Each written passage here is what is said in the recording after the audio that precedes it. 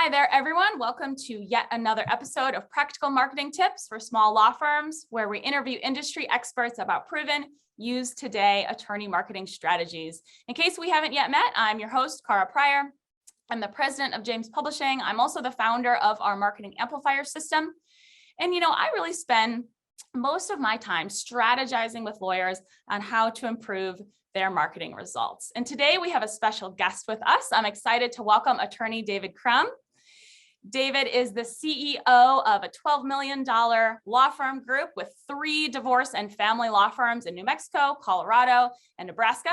But he's also the co-founder of Cardinal Concepts, an agency that provides digital marketing and consulting services to family law firms across the country. So Cardinal Concepts is actually the only marketing agency co-founded and operated by divorce lawyers and marketers who remain in charge of their own high-level divorce firms.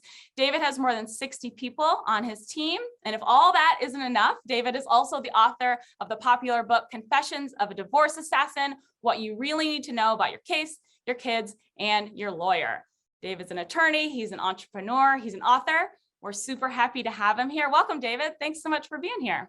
Oh, thank you, Kyle. That was quite an introduction. I mean, you got me, I'm blushing a little bit over here, but thank you. That was great. Yeah, thanks. So we're going to dive right in, get to the meat like we always do. So today we're going to talk about the specific marketing tactics that David uses to grow his 3 law practices. We'll kind of find out what works best, what maybe isn't worth your time or your marketing budget, and also how you too can get on a similar marketing track to growth. So David, maybe we start with you telling us a little bit about kind of when you first sort of discovered the key marketing elements in growing your law firms and what those marketing channels or those solutions were initially. Yeah, it's a great question. I mean, I think for me, the real change happened when I started focusing a lot more on direct response marketing. And so we understand, for people who don't know what that is, it would be the difference between saying, putting your face on a billboard, which would be not direct response marketing, versus running a social media campaign to a very specific audience with a very specific message, asking them to raise their hand, and then following up that way. So once we started doing that, that had a tremendous impact on our return on investment and our ability to grow the practices.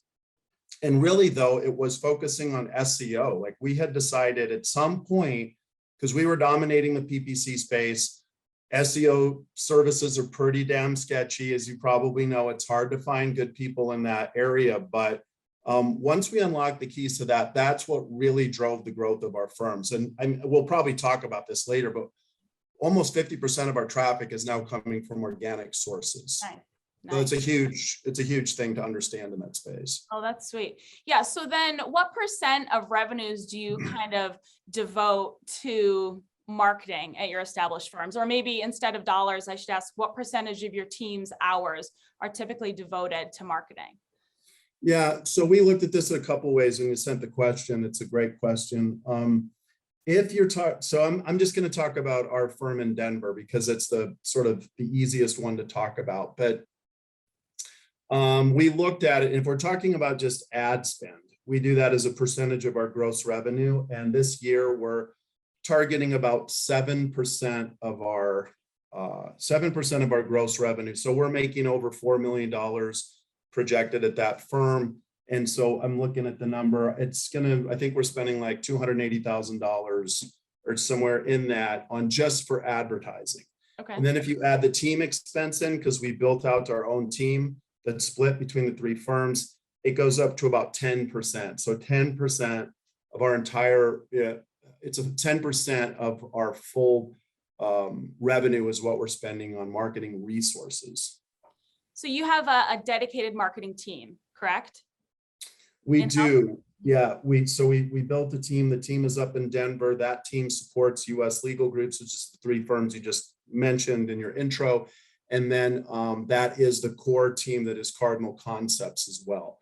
So they're servicing US legal groups, and then that team is also servicing other divorce and family law practices. Right now, that's the only niche we're in. So we only represent people that have divorce and family law practices. That certainly makes sense. So I know you like to use PPC ads specifically when you open a new location. Do you remember about how much you were spending on ads when you did open that Denver location, and maybe, kind of what percentage was maybe allocated to Google versus Facebook ads, just to give us an estimate there?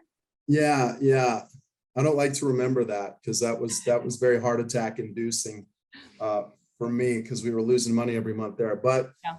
I asked our CMO, Brent Harkins, who's really fantastic, to pull those numbers. And we were spending in Denver to start. Let me just make sure I'm giving you the right number.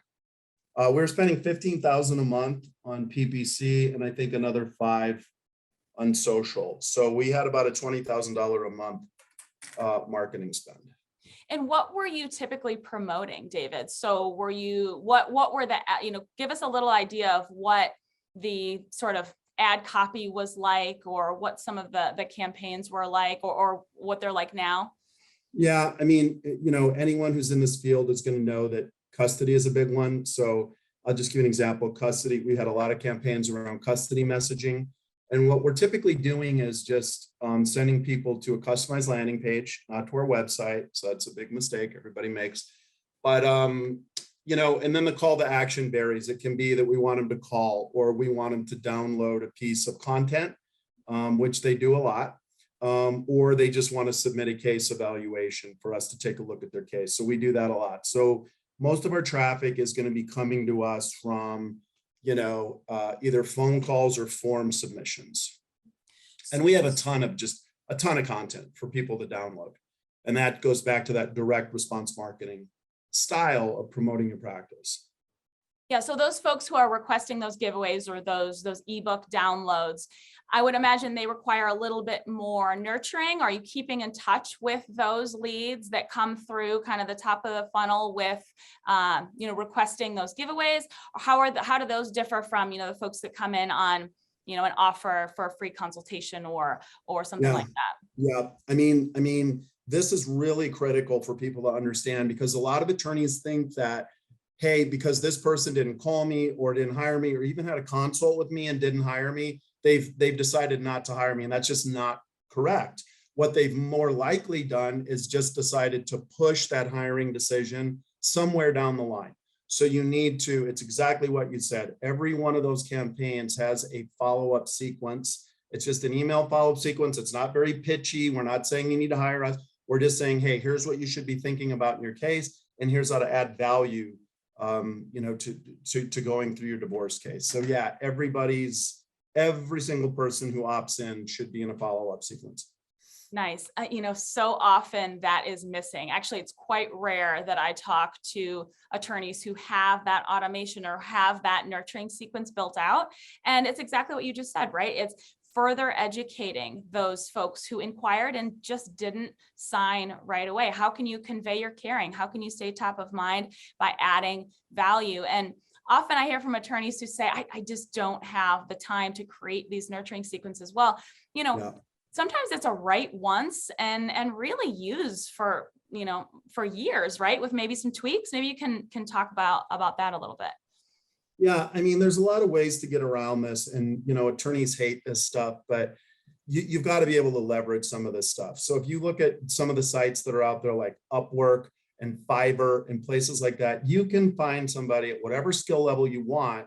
They can help you write an ebook. They can help you put it together. They can help you write the follow-up sequences. But what you need to do is all of those sequences need to be relevant. If you're asking me about, hey, what do I've got this custody case, or I'm married to a narcissist, or I'm this, or I'm that, that content has to be specific. You can't just send them the same crap that you send to everybody. Yeah. So it's an investment, but it's like you said, we're always trying to write once, publish many times. So it sucks. I mean, I'll admit it, but you do it once and then you have it, and those things will pay dividends for sure. Yeah, smart. So David, let's talk about SEO, search engine optimization. Do you know what % of your leads come from organic sources now? Yeah, it's a lot. It's almost 50% of our traffic is coming from that. We made a very, very concentrated effort in this area. We represent people too, other law firms. And what's the point I want to make here? I guess it's just such an important channel that's so abused. When you're looking for an SEO company, You want somebody that's going to be able to explain exactly what you're doing, what they're doing for you, and on at least a monthly basis with reporting, letting you know what keywords they're going after and letting you know where they're ranking. We've only been open in Denver for 4 years. We are ranking #1 in the Denver metro for Denver divorce attorney. Wow. So we figured something out. I mean, we're doing something right. So very, very important, not the quickest way to clients. PPC is always going to be the quickest. SEO is probably going to be the best time investment and money investment if you have the right people doing it. Can you tell us a little bit about your process, when you're kind of trying to improve your own firm's or another firm's ranking, kind of, what key elements kind of go into that process? I mean, this isn't something that I have a huge amount of expertise in. The firm does, the team does, but there's a lot of on-site and technical SEO that needs to be handled. And then it's a matter of content, high value backlinks. And we're always looking at that and more creative ways to promote. For example, we're not doing this anymore because Google's not too happy about this, but we did run a sponsorship. Like we ran a what do you call it? We made an award to a third-year law student, just like a scholarship. Yeah. Okay. So because we did that, we got a lot of really high value backlinks to different law school and legal organizations. And that was like a strategy that we're using, but these things are always evolving. So what we used last year, we may not be using this year at all. Right. Yeah. Right. Social media, is that a sizable contributor to your lead flow? It's pretty good. Yeah. We don't convert as much. It's a great compliment. I wouldn't say that it would be your #1. That's not the first thing I would be spending money on. But I will say this, like, if you're an attorney and you think you're just going to run ads and then send those ads to your website, you might as well not spend the money. So it's got to be a very specific message. I'll give you an example. So what we do is we listen very closely to what our clients are saying. What words are they using? How are they describing their cases? And one thing that kept coming up over and over and over with female clients was, I'm married to a narcissist husband. So we created an entire social media campaign around how to divorce a narcissist husband. It's a thing, like they act a certain way. There's certain things that you need to do. And that's one of our, most highly performing social media campaigns. That's smart. That's really smart. Tell us a little bit about, kind of what you guys are posting on social. What platforms do you like? What do you post? Do you post videos? How often? Tell us a little bit about social. Yeah, so we have someone on our team, Brooke Matthew, who is our social content director. And that varies. If it's just daily postings, the stuff that's going on at the law firm, stuff that's going on locally, things that we're doing is just organic posts. Everyone probably knows that reach has gone way, way, way down. If you're not paying for ads, you're not being seen on Facebook. So it's Facebook and Instagram are big ones for us. We run our advertising campaigns. We run some promoted content, and then we just do organic postings. And then for my agency, I post a lot. I just connect a lot on LinkedIn. It just is a better way to meet people and find leads. What about video? I'm hearing from so many attorneys who have either sort of tried to shoot some videos on some sort of regular basis, and then that kind of falls off. Where does video kind of fit into the overall marketing puzzle, and how critical do you feel it is moving forward? I think it's absolutely critical. It's probably the most important thing that you can do.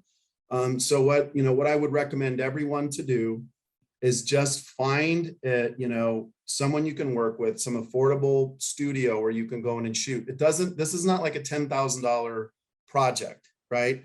You go in with some very specific questions and some things that you want to deliver. You shoot them off camera. So you're not looking directly in the camera. Most people have a difficult time doing that. So if you're an attorney and you want to shoot some video, you go in, you look off camera, you have someone pitching you those questions, and then you just have a conversation. But you're going to use that everywhere from your PPC landing pages, your social media. You want that for rankings on your website. I mean, you use it everywhere. You can embed it in email campaigns. If you're not shooting video, you're way, way, way behind the curve. but I understand why people don't. It's very challenging. So we have a system that we do. And like with our clients, we'll fly them in, like we have a nice studio that we use in New Mexico, or we'll fly them into Denver and we'll shoot those videos with them. And that's usually a half day or a day kind of thing, but it's pretty affordable if you do it correctly. And what should they talk about on video? Should they answer common questions? Should they talk about past cases? What kind of content kind of performs best for you guys on video? Yeah, anything that aligns with specific searches that people are doing, like the narcissist husband, like how do I relocate in a custody case? How do I do this? If you can address those and shoot that video that you can then tie. So an example is, let's say that you're doing a custody relocation case and you're advertising for that on PPC. Then you might want to just shoot a video that addresses that, what it means, what you would do. So when they see that in your land, you're going to have a much higher conversion rate of turning that person from a click into a client. Nice. Websites. What are kind of the most common shortcomings you find when reviewing law firm sites, the issues or the omissions even that kind of have the most negative impact? I think it's a funny question because honestly, I think they put way too much time into their websites. I think they put too much money and too much time into their websites because that's not where you're sending traffic. I mean, it's where traffic will go once you start getting some organic rankings, but that would be where I would spend the least. I mean, it's got to look professional. It's got to be interactive. And if you can have your own sort of custom photography, that's well worth it. So if you're going to spend money in a good photographer to come in and do that, have it functional, have it look good. But remember, you're not sending your social traffic there. You're not sending your PPC traffic there. You're not sending most of your traffic to your website. So for most people, it's more of a vanity project than anything. That being said, we do, and that's something we do, we build functional websites for people that actually perform, not just look good. So you've mentioned a couple of times, don't send traffic to your homepage, don't send traffic to your website. Why? What are the key elements of an effective landing page? Well, I mean, in today's environment, as we all know, every piece of information is now in a very tight niche. So that whatever you want, you can get that delivered to you across all businesses. So law practices shouldn't be any different. That's why lawyers think that they're not a normal business. It's like, you're a business just like anybody else. Okay. So if somebody has a problem that's solved, the more directly you address it and solve it, the better you're going to be. And that's really the key to unlocking a lot of this digital marketing. Limit those distractions, right? And have it super, super narrow. And just be very clear on what you want them to do. One call to action. What do you want them to do? You want them to call? You want them to download something? Do you want them to submit a form? Well, then let them know and then test it. So it's not uncommon for us to test, say, a phone call, call to action against a form download. What's more effective? And it really just depends on what the category is. We know we'd rather have somebody call for a custody case than to download a video or an ebook or whatever. So that's what we prioritize in the campaigns. Right. So Dave, when you're consulting an attorney, what do you find kind of most often impedes growth or even just progress? Is it poor lead follow-up, lack of systems, weak team, maybe comfort? What is it, something else? What do you find kind of the most often? Yeah, it's just a lack of understanding of the data. So we consider ourselves to be a content or data-driven content marketing firm. That's what we do. And so if you need to know what is your average client value, right? And you need to know how much money adds to your bottom line if you bring another attorney team on. So when we hire an attorney team, it's an attorney and a paralegal. And that allows us to really model it out. So if you know what your cost is, and then what your marketing expenses are, which should be very predictable because it's digital, then you can plan your growth.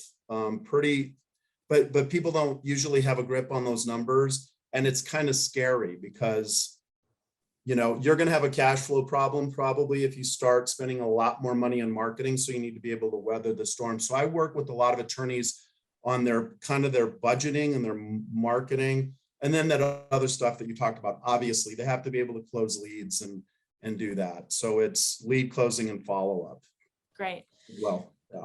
Yeah. So before we wrap up, if a lawyer listening only has time to adopt one, maybe two of your firm's successful marketing channels, which one or two would you recommend?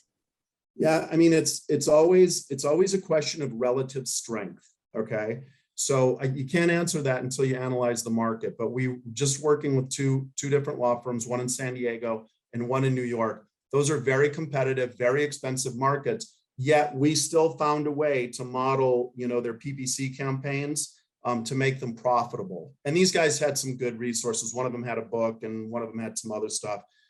It's almost always for me going to be taking a quick look at PPC to see if that can be something. Those are your hottest prospects. And then probably we would look at SEO as a second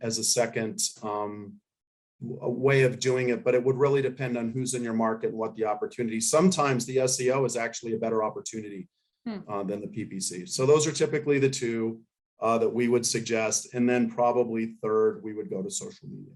Okay. Yeah, that's helpful. So David, tell our listeners a little bit more what it's like to kind of be a client of Cardinal Concepts, and maybe even how they can get in touch if they're interested in working with you guys.